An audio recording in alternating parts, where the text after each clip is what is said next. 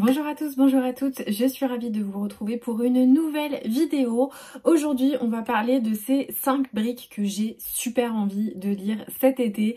Je me suis pas donné de délai parce que pour mes piles à lire, alors je fais pas souvent de piles à lire comme ça saisonnières, mais je sais plus ou moins à un instant T quels sont les livres qui me tentent. Et là, il y en a pas mal qui reviennent régulièrement dans la pile de lit, la petite sélection que je fais à mon chéri quand je ne sais pas lire, puisque quand j'hésite entre plusieurs lectures, je lui donne plusieurs livres, il lit les 4e de couverture et c'est lui qui tranche et comme ça, voilà, j'ai pas à faire de choix et à chaque fois j'ai un petit peu les mêmes livres qui ressortent, donc je me suis dit allez, on va prendre ces 5 livres et je vais essayer de me mettre en objectif de les sortir cet été puisque ça fait un petit moment, voilà, que j'ai envie de les lire.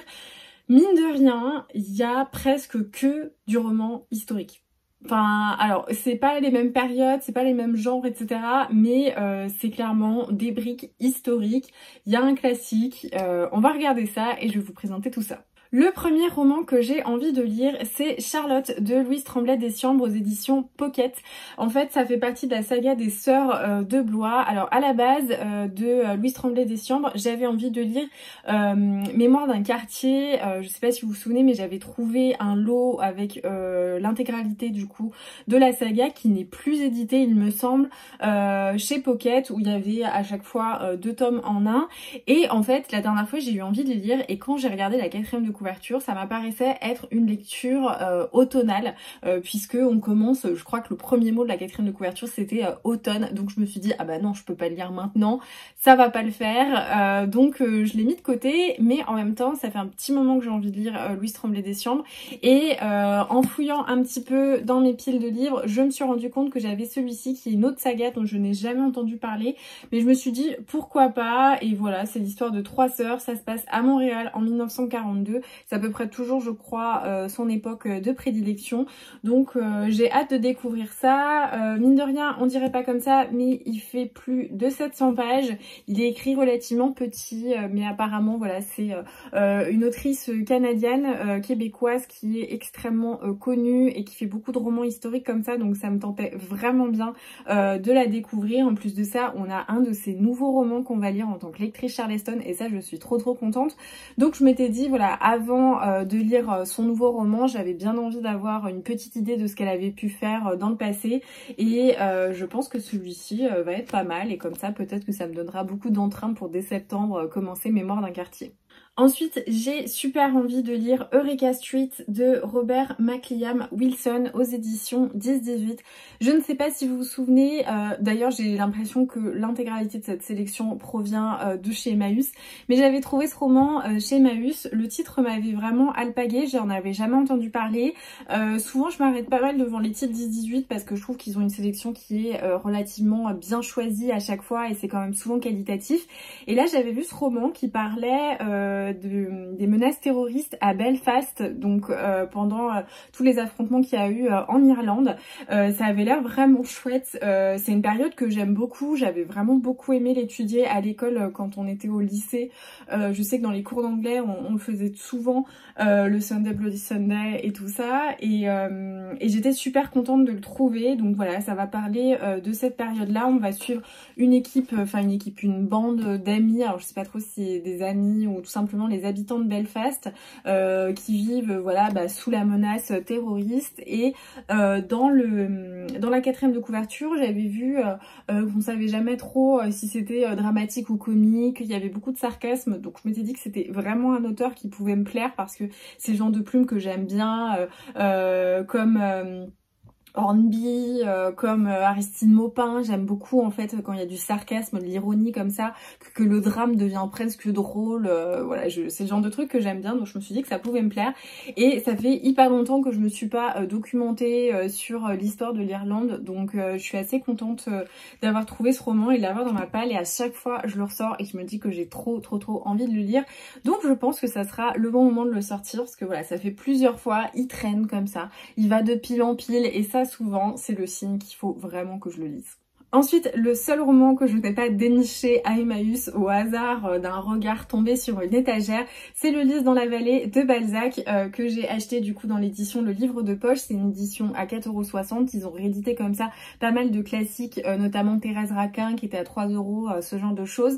Et en fait, je l'avais vu pareil, voilà, dans la sélection. Je crois que c'était les textes du bac, mais je suis vraiment pas sûre. Mais en tout cas, c'était voilà une petite tête de gondole comme ça. Et c'est un Balzac que je n'avais pas lu. Balzac, ça fait partie de mes auteurs classiques préférés. Alors je sais que j'aurais pu mettre Illusion perdue, mais je crois que je vous en ai parlé assez récemment. C'est pareil, c'est un livre de Balzac que j'ai très envie de lire prochainement. Mais à chaque fois, il est long. Je me dis, j'aurais pas de longue plage horaire comme ça où je pourrais lire de grosses sessions de lecture. Et c'est comme ça que j'envisage la lecture pour moi de ces classiques un peu briques. C'est vraiment d'avoir du temps, d'avoir 2 heures, 3 heures devant moi pour pouvoir les lire. Et jusqu'à maintenant, je ne les ai pas eus.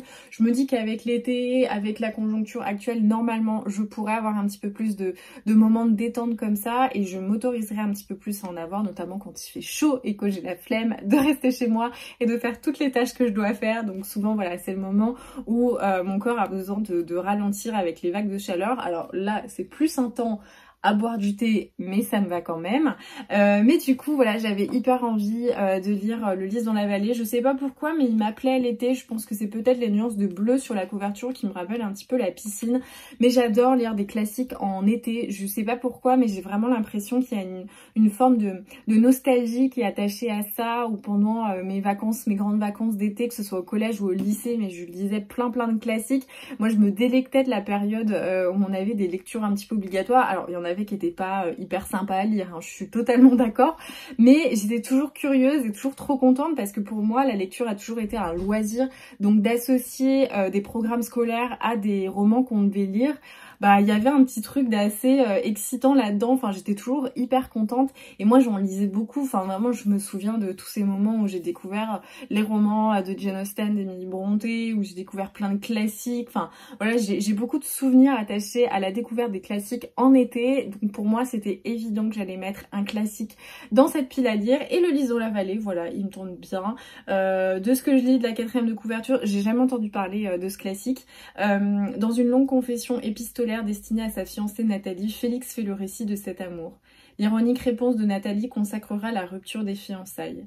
Le Lys dans la vallée est le roman des désirs qui se croisent et des lettres qui ne parviennent pas à créer un véritable échange. Ça a l'air trop bien, vous êtes pas d'accord? Voilà, j'ai pas grand chose à vous dire de plus sur ce roman, bah notamment parce que c'est une sélection à lire et non pas lue, donc je n'ai pas de petits détails croustillants à vous raconter sur ces ouvrages, mais il me tentait bien, voilà, cette 4e de couverture me tentait bien et je suis toujours hyper curieuse de tomber sur des classiques comme ça que je n'ai jamais vu nulle part, dont je n'ai presque jamais entendu parler, donc voilà, j'étais trop contente de le trouver, puis en plus le petit prix découverte, ça fait plaisir. Celui-ci, il revient à peu près toutes les semaines dans les sélections que je fais à mon chéri. J'essaye de lui faire caser comme ça et qu'il me dise ce sera lui parce qu'il m'intimide, donc j'y vais pas toute seule comme ça spontanément.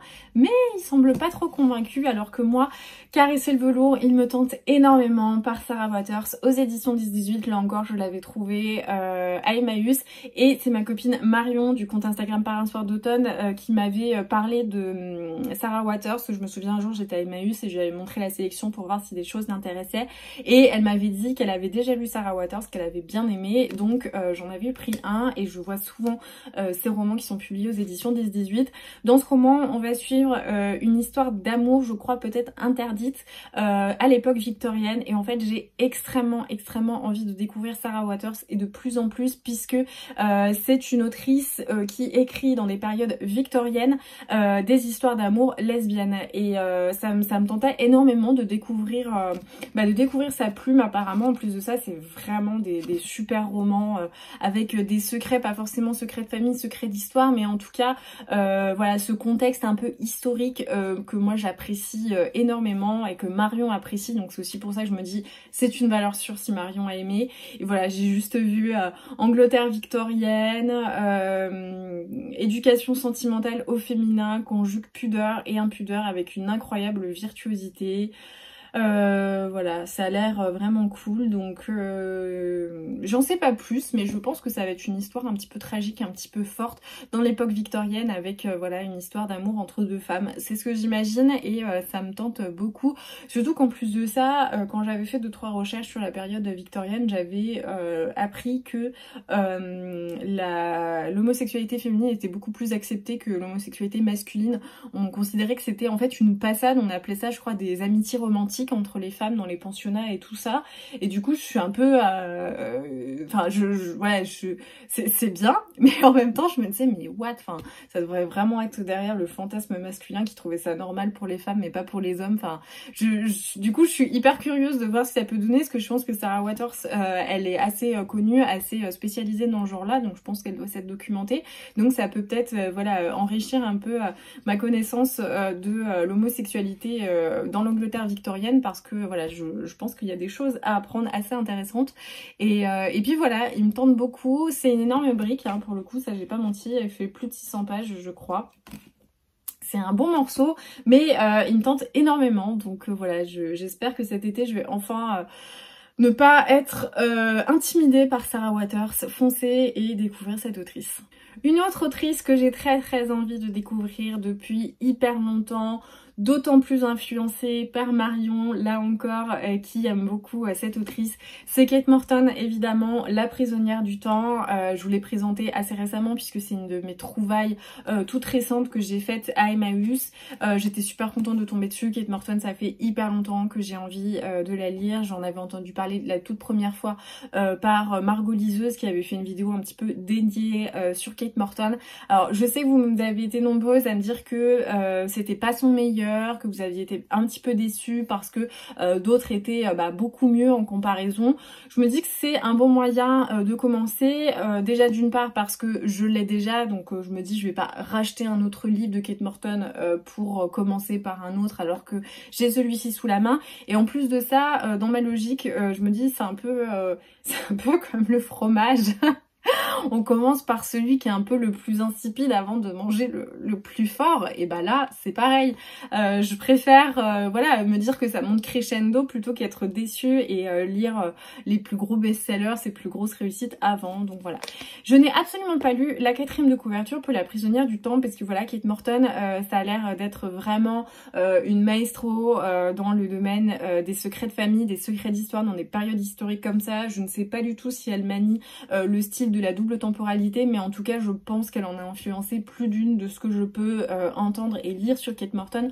Donc j'ai hyper hâte de découvrir ça, et puis voilà, je vous en parlerai, mais vraiment c'est un roman, je l'ai pris, je n'ai même pas cherché à avoir des mots-clés de la 4e de couverture, je me suis dit je fonce, je le prends parce que ça fait beaucoup trop longtemps que j'ai envie de lire Kate Morton, mais encore une fois ça m'impressionne un petit peu parce que il fait plus de 700 pages, il est petit comme ça on dirait, enfin petit, on voit qu'il est épais pour un livre de poche, mais quand je regarde les pages, je vois 700 et elles sont aussi fines que du papier à cigarette, donc je pense que ça va être quand même une sacrée belle brique, mais ça me tente énormément.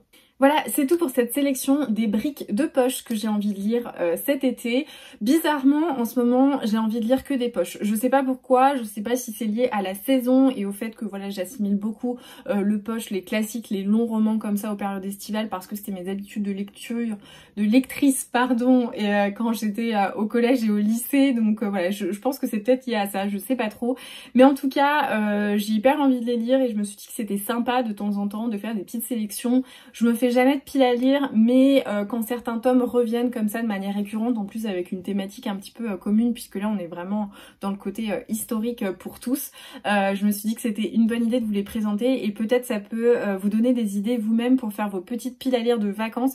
Je sais que de plus en plus je vois des petites piles à lire sur Instagram qui sont faites pour se glisser dans les valises et partir en vacances pour celles et ceux qui ont la chance de partir, donc je me suis dit que ça pouvait vous donner des idées. J'espère du coup que cette vidéo vous aura plu, que encore une fois vous excuserez le décor un petit peu sommaire qui va changer bientôt, je l'espère, et que vous avez passé un beau moment à regarder cette vidéo. N'hésitez pas à me dire dans les commentaires quels sont les titres qui vous ont le plus plu parmi cette petite sélection, et comme toujours n'oubliez pas, pour me soutenir, un petit pouce, un commentaire, partagez sur les réseaux sociaux, ça me fait super plaisir et ça m'aide beaucoup.